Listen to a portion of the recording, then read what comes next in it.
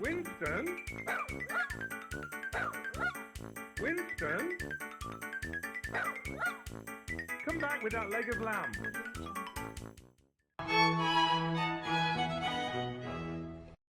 Who wants to turn on the oven in the summer?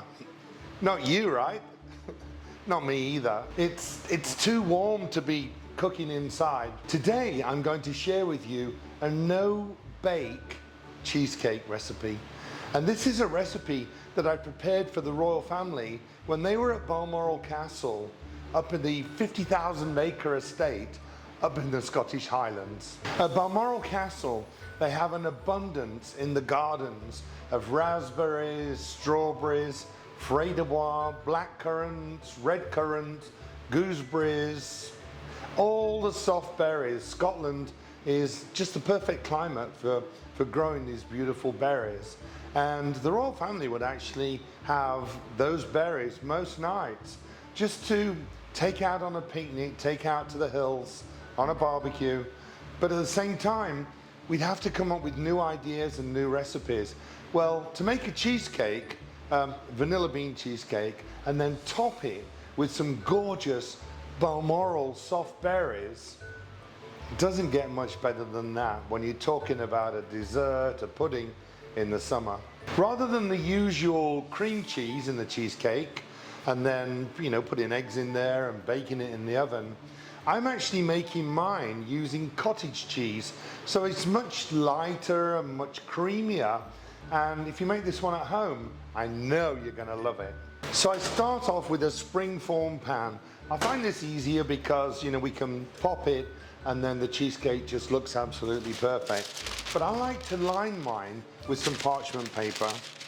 And to do this, we're going to either sit it on there, draw around it, and cut all the way around that circle, or we'll take a piece of parchment paper, fold it in half, turn it over, fold it in half again, and then in half again, and then in half again, and then we measure into the center to the edge, which is there.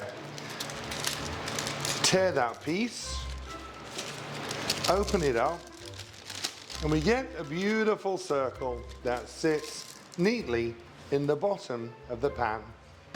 Now you're probably going to have to rewind and watch that part again, but it's such an easy way of just lining the tin.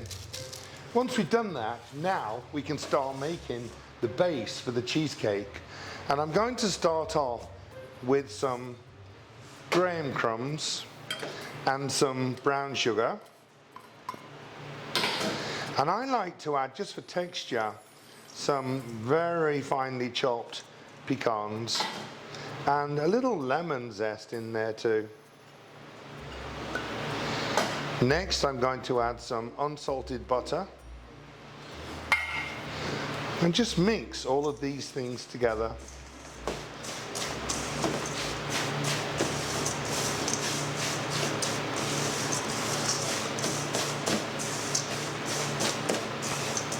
Now this is going to make a nice, sweet, crunchy base that tastes absolutely gorgeous. It really does.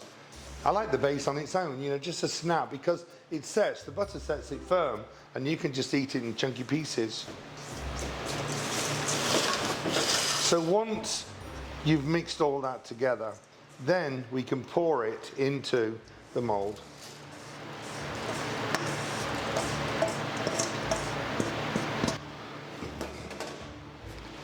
Push it around, but don't press down just yet.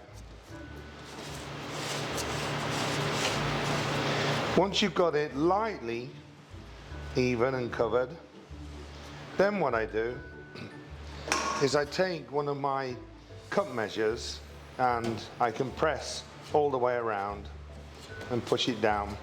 This is going to help set the butter up nice and firm and nice and even too. It's now going into the refrigerator for about 30 minutes or so. It's only thin, so it won't take long to set up. But if you try and put the cheese mix on the top right away, it'll start lifting it all up and you won't get those beautiful layers. 30 minutes in the fridge. While my base is setting for 30 minutes, I can actually make my cheese, my cottage cheese topping that's going to go on top. And I start off, as I said, with this gorgeous, thick and creamy cottage cheese. But I don't want those lumps in there, so it's actually going to go into the food processor along with some Greek yogurt.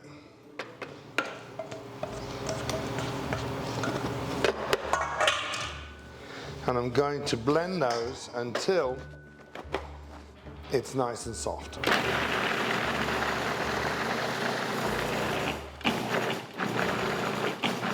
Once it's nice and soft and there are no lumps in there, then I can add some sugar.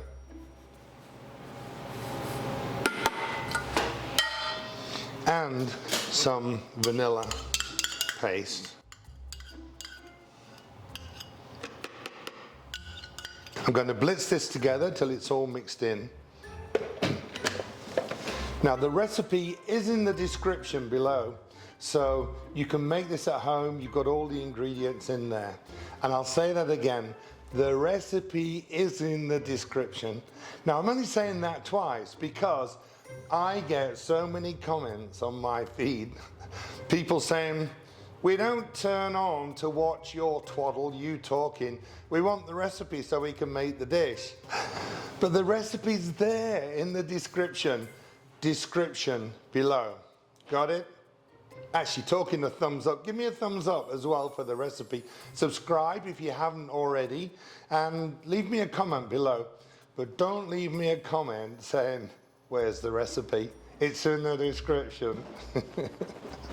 Okay, give it a blitz.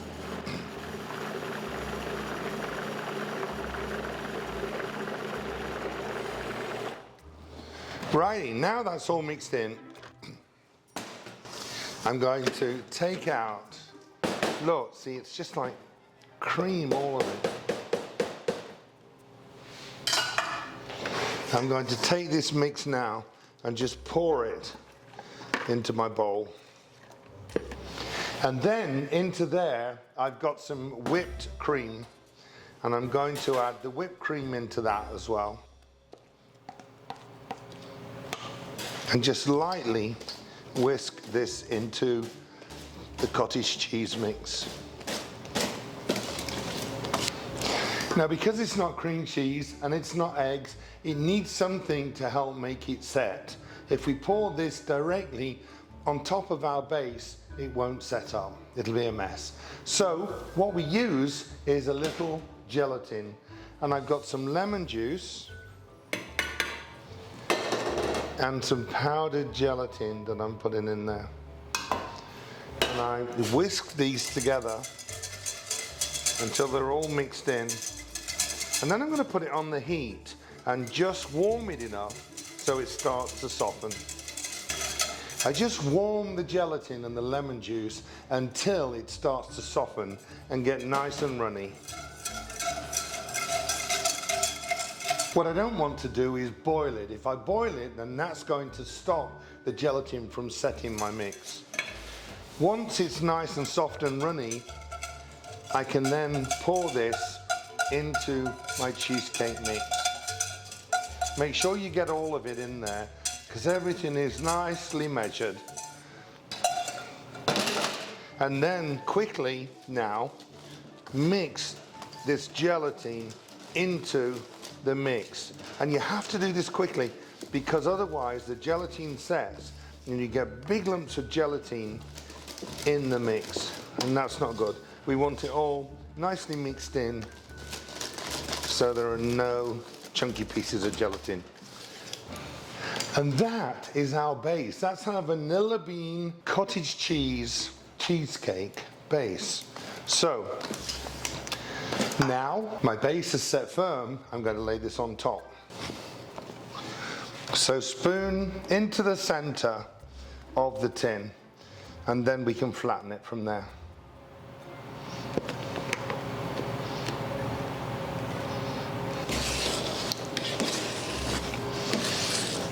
and then just smooth out the top.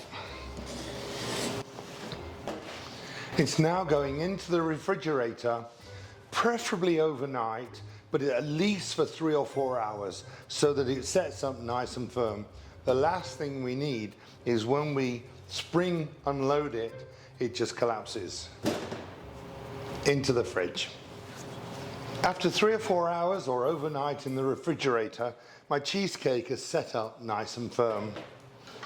What I like to do first is to get a little knife in hot water and just run it all the way around the edge.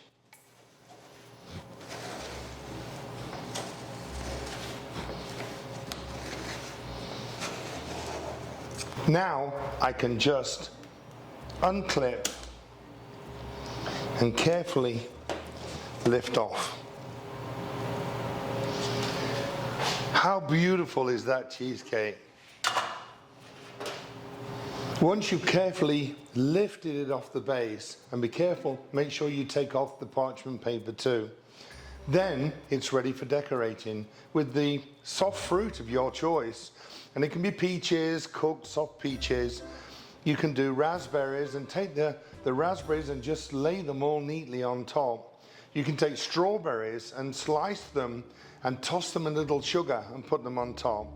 But today I'm doing blueberries, and what I've done is I've heated my blueberries with some water, sugar, a little orange curacao, and thickened it with a little cornstarch. Again, the recipe is in the description, so how to make this you've got in the description. And then I'm going to carefully just lay over the top of my cheesecake.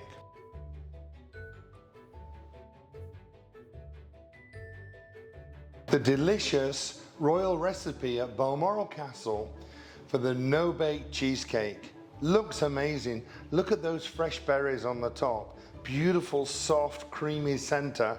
It's just the perfect cheesecake for summer. Hope you've enjoyed the video. Go and make the cheesecake at home. Send me pictures. Let me know what you think. Try the recipe out. The recipe is in the description. Leave me comments below and give me a thumbs up. Subscribe if you haven't already, and share with your friends. See you again soon.